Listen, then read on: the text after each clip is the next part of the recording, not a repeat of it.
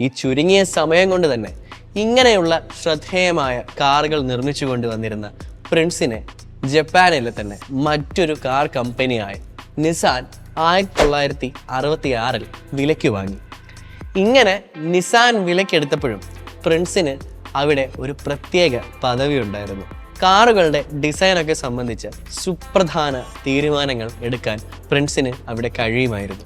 അങ്ങനിരിക്കെ ഒരു 1969 ആയപ്പോഴേക്കും JF grand പ്രീയിലും Japanese touring കാർസുമൊക്കെ പോലുള്ള ചാമ്പ്യൻഷിപ്പുകളിൽ പങ്കെടുക്കാനായിട്ട് കുറേയും കൂടി പവർഫുൾ ആയിട്ടുള്ള ഒരു കാർ നിർമ്മിക്കാൻ നിസാൻ തീരുമാനിച്ചു.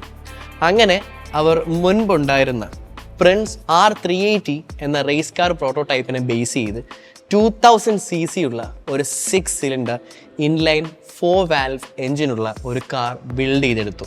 ഈ സമയത്തൊക്കെ പ്രൊഡക്ഷൻ ചെയ്ത കാറുകളിൽ ആദ്യമായാണ് ഒരു 4 വാൽവ് DOHC എഞ്ചിൻ യൂസ് ചെയ്യുന്നത്. ഇങ്ങനെ ബിൽഡ് ചെയ്തിറക്കിയ കാർ വേറെ ഒന്നുമല്ലായിരുന്നു, ഇതായിരുന്നു ഫസ്റ്റ് ജനറേഷൻ സ്കൈലൈൻ 2000 GTR അഥവാ സ്കൈലൈൻ GTR.